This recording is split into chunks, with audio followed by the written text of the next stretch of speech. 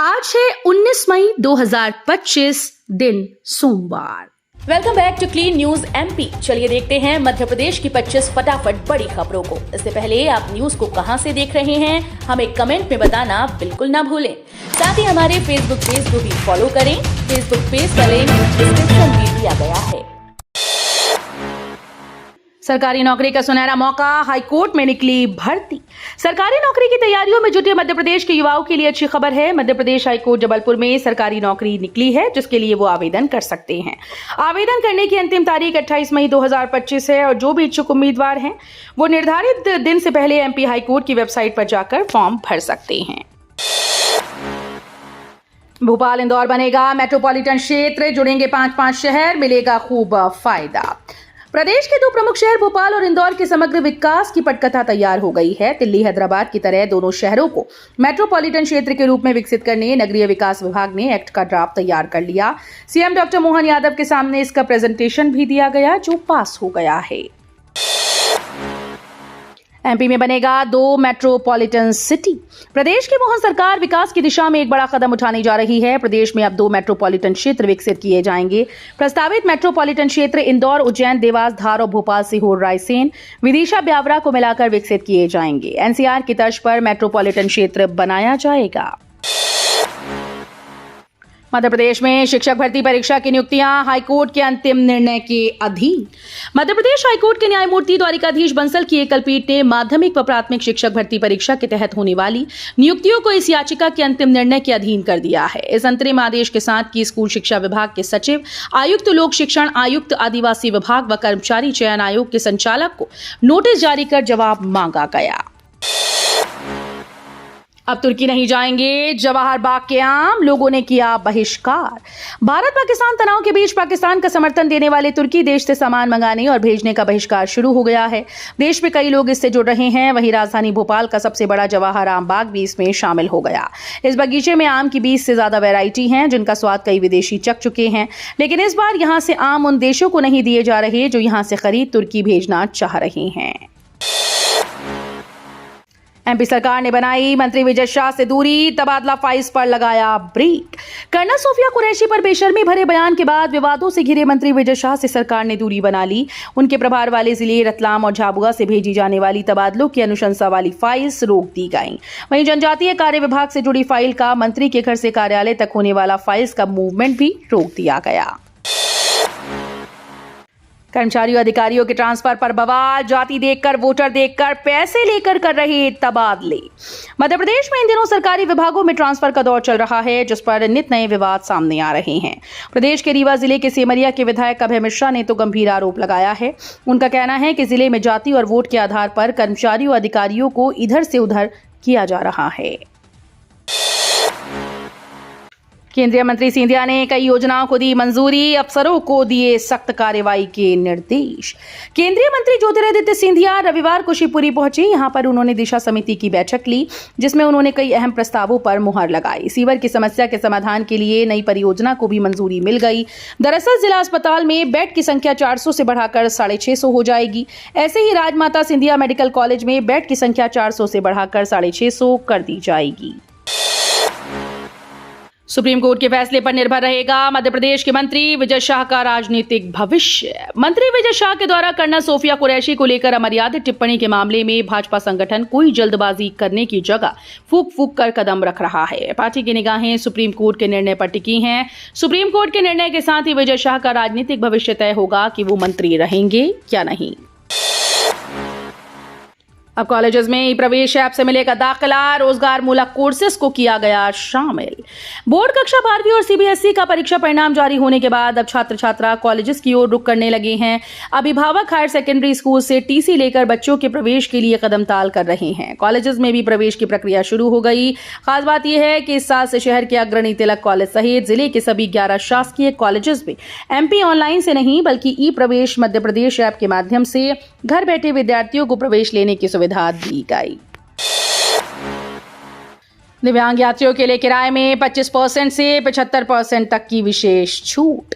भोपाल मंडल दिव्यांग सेल की प्रभारी डॉक्टर ज्योति तिवारी के अनुसार रेलवे द्वारा दिव्यांग यात्रियों को 25% से लेकर 75% तक किराए में छूट प्रदान की जाती है।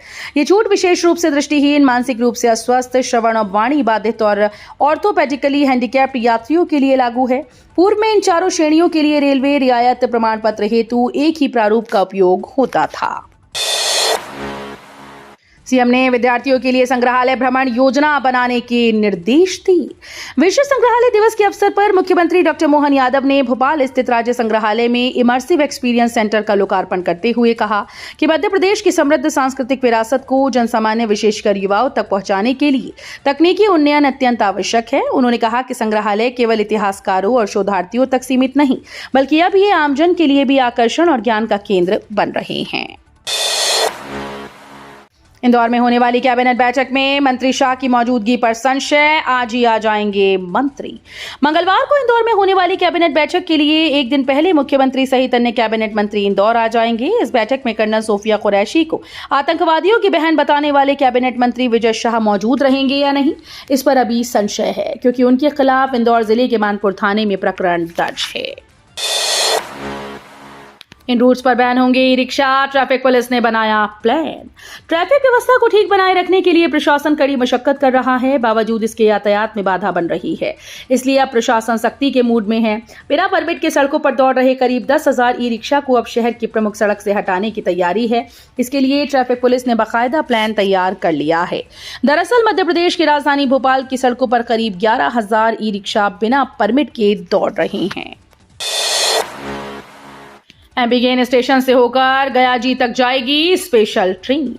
रेल प्रशासन के द्वारा समर के दौरान अतिरिक्त यात्री यातायात को क्लियर करने और उनकी यात्रा मांग को पूरा करने के उद्देश्य से 09039/09040 उधना गया उधना साप्ताहिक स्पेशल ट्रेन विशेष किराए पर 6 ट्रिप चलाने का निर्णय लिया गया है। इस गाड़ी में शयनयान श्रेणी और सामान्य श्रेणी के कोच रहेंगे। राज्य सेवा मुख्य परीक्षा स्थगित, हाईकोर्ट ने लगाई रोक। मध्य प्रदेश लोक सेवा आयोग की राज्य सेवा मुख्य परीक्षा 2025 पर हाईकोर्ट ने रोक लगा दी है। आयोग ने प्रारंभिक परीक्षा के परिणाम जारी करते समय कट ऑफ सूची सार्वजनिक नहीं की थी। अभ्यर्थियों ने नाराजगी जताते हुए हाईकोर्ट में याचिका दायर की। सुनवाई के दौरान कोर्ट ने मुख्य परीक्षा पर रोक लगा दी। आयोग ने मुख्य परीक्षा स्थगित करने की आधिकारिक घोषणा की। एमपी के शहर में 13 जगहों के लिए चलेगी केबल कार, बिछेंगे तार। एमपी के इंदौर शहर में ट्रैफिक की समस्या दूर करने के लिए केबल कार चलाने की संभावना बन रही है। कंसल्टेंट कंपनी ने फिजिबिलिटी रिपोर्ट में 7 में से 2 रूट पर केबल कार की सफलता की संभावना मजबूत बताई। इसे तैयार करने में 730 करोड़ रुपए खर्च आने का प्रारंभिक आकलन किया गया है। अलीउल्लाह वाले हम गोली खा लेते हैं पर कलमा नहीं पढ़ते, धीरेन्द्र शास्त्री बोले। मशहूर कथावाचक और बागेश्वर धाम के पीठाधीश्वर पंडित धीरेन्द्र शास्त्री का बयान सामने आया, जिसे बागेश्वर धाम के आधिकारिक इंस्टाग्राम पर एक वीडियो शेयर किया गया। इस वीडियो में पंडित धीरेन्द्र शास्त्री कहते सुनाई दे रहे हैं कि हम वो हिंदू हैं, गोली खा लेते हैं पर कलमा नहीं पढ़ते। अब ये वीडियो सोशल मीडिया पर जमकर वायरल हो रहा है। महंगाई भत्ते पर सीएम का बड़ा बयान, कर्मचारियों अधिकारियों के एचआरए अटकने पर भी जताया दुख।